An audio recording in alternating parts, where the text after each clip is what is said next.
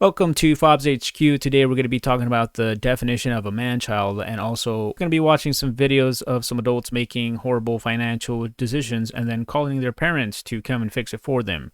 In the simplest of definition, a man-child is an immature guy who just refuses to grow up. This doesn't mean he necessarily lives at home with mom and dad, although he probably should consider the way he functions in the real world, but that he just doesn't have his life together. So about like 80% of this video is in Spanish, so I'll just show you the first part and I'll kind of explain the rest of the other part. I'm looking here. You bought the Challenger, the Scat Pack?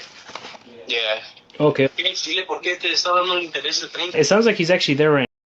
So the dad is wondering why the son, who's 25-year-old, he's a 25-year-old adult, he's wondering why the dealership gave his son a 30% APR on a vehicle loan. Now, do you mind putting him on the line real quick? Ah, sí, bueno, ¿qué tal? Oiga, mira, estoy aquí, Diego, el manager aquí de City Motors. ¿Por qué chingados le dieron el interés de 30? So why the fuck did you guys give 30% interest rate? I mean, his tone already is kind of out of line. Obviously, if you're a professional, you're going to, be professional. Si habían quedado que le iban a dar el de nuevo.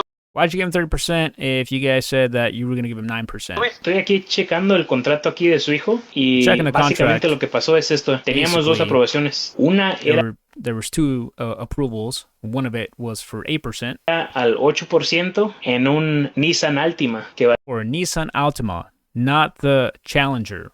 8% for a Nissan Altima. Valía $13,000, pero and it was su $13,000. hijo vino y miró el Challenger y dijo, hey, ¿sabes qué? Yo ya no quiero Nissan, yo quiero...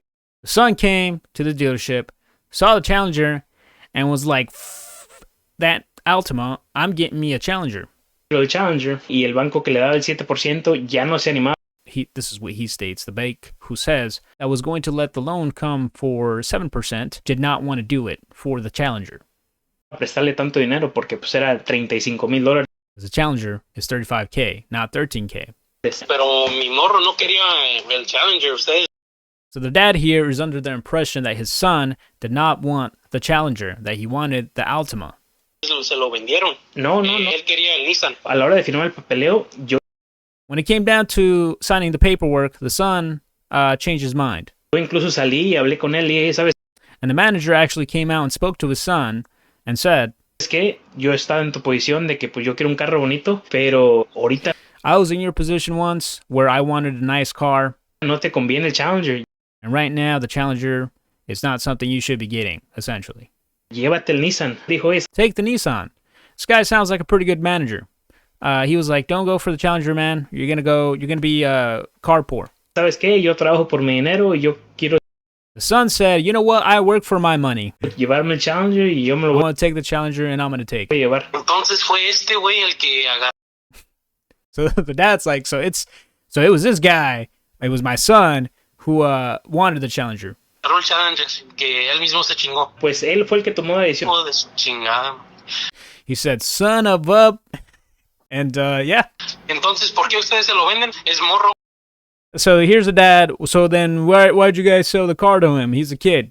He's an adult. He's 25 years old, and the manager's going to tell him that right now. ¿Para qué lo meten en ese Which, I got to say, the manager's professional, as he should be. He was a little bit kinder than I would have been, that's for sure. carro? Pero al final del día ya su hijo ya tiene 25 años At the end of the day, your son is 25 years old. y ya es un adulto, pues él es responsable de sus decisiones. Ya. He is responsible for his decisions, and daddy should not be calling the dealership over contractual obligations that now his son has. Este pendejo. You know what that Ok, means. pues sale. Gracias.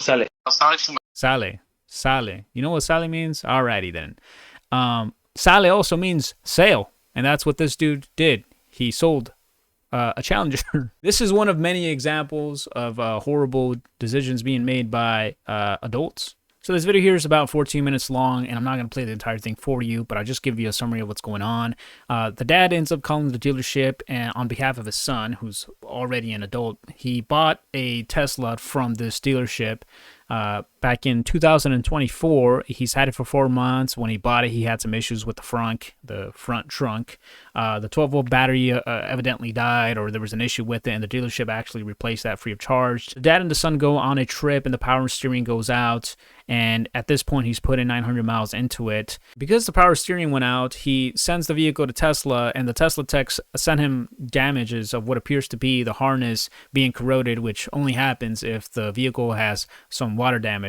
I will show you the call, but the call is actually not the voice of the father. It's just a voiceover that the dealership did to, I guess, protect the identity of the caller. Anyways, the dad and the son ends up paying about $4,000 to repair that, and the dad's just calling the dealership to see if there's anything that they can do. If I gave everybody $4,000 for a car they bought 5 months ago from me, for something that's not on the title, not on the Carfax, doesn't show up unless a Tesla tech tears the car apart, I'd be bankrupt. That's why I'm not coming at you and asking you for money. That's why I'm...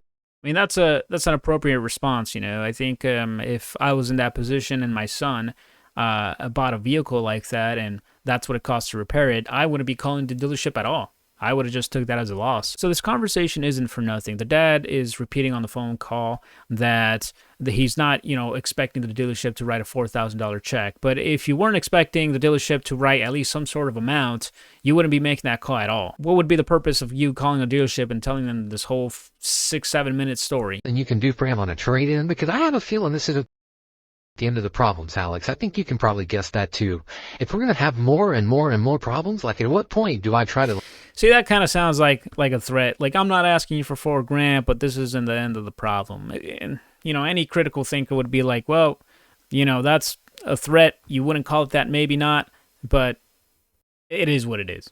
Like, get angry or, you know, like, what, and then you hang up on me and then this is it and I'm online and this, that, and the other. And that's not a threat. It's like, I'm not that guy. I don't want to do that. It is a threat. It very much is a threat. It is, hey, this isn't the end of the problem, and it's not the end of the problem for me. It's not going to be the end of the problem for you. So if you ask my opinion, that's a threat. Yes, I'm still confused. You know, for people that buy used cars, if they're concerned about stuff like that, they should buy new cars, you know, that are under warranty.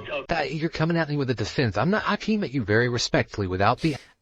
No, he didn't. That was not very respectful, and he came onto the conversation with the expectation that he was at least going to do something.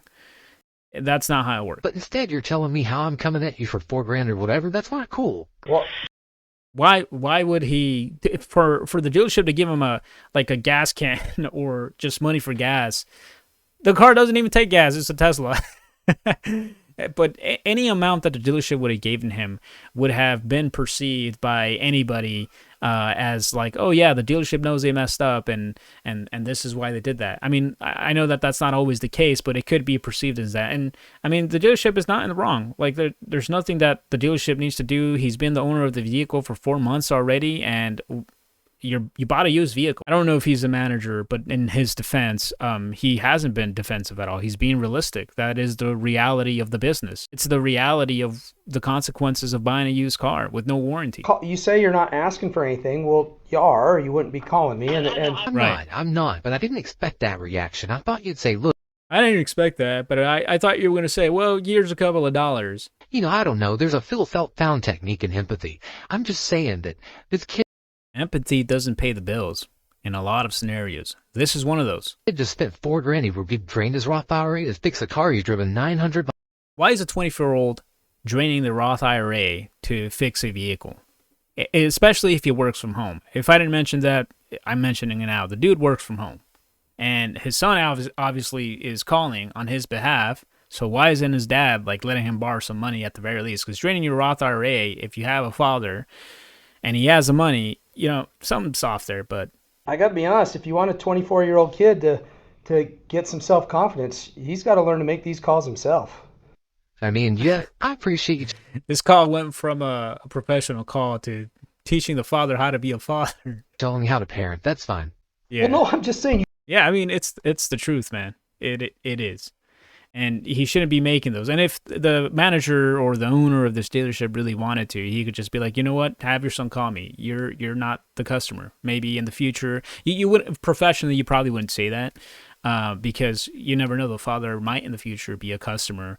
But I mean, that's really it from a legal standpoint. He's not the customer, and his son's not the customer anymore. But 6 weeks after he gets the car up in Bear Lake, it starts to have some issues. And now 5 months later, which is an eternity in used car land, there's not a car dealer around that could or maybe even should consider doing anything.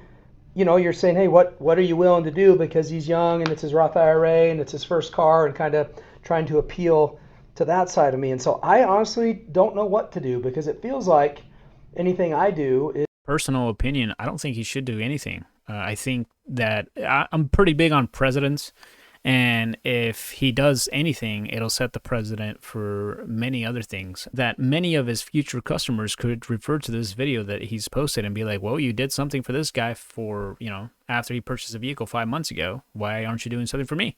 Is me getting taken advantage of for being a nice guy and having a good reputation. And at some point, I can't do that. And I'm happy to do any work on it for you here moving forward at my cost. So I'm oftentimes cheaper and a lot faster than Tesla. We offer the same. Yeah, see, that's going above and beyond. I'll give him a free tank of gas. I know, I'm kidding too. I'm kidding too. Another thing. Yeah, at this point, he's just going above and beyond, which is great. But again, precedents. 100% chance my dad will call for me at 24 years old. Dad's calling for his 24-year-old son. That's the problem in a nutshell. If you can't afford a 4K repair, drive a Honda. Hondas are actually kind of expensive. Honda is more expensive. Water damage is one of those things that can go unnoticed for weeks, months, or even years. Unless you completely disassemble the vehicle, you'll never know. This is the risk when you take, when you buy a used vehicle. I'm all right. I'm used to this. That one stood till 12 midnight negotiating. This is probably one of the only cases where I approve of an adult bringing their parents into the dealership, and it's probably before they buy the vehicle, so that the experience that the older gentleman or lady has can trickle down to the kids, and they can save some money if they negotiate, because most vehicles can be negotiated down, even if they're new. It's just a matter of how much the dealership is willing to bend on it. Anyways, that's it for this video. Comment, like, and subscribe. Feel free to leave me some suggestions if you have any.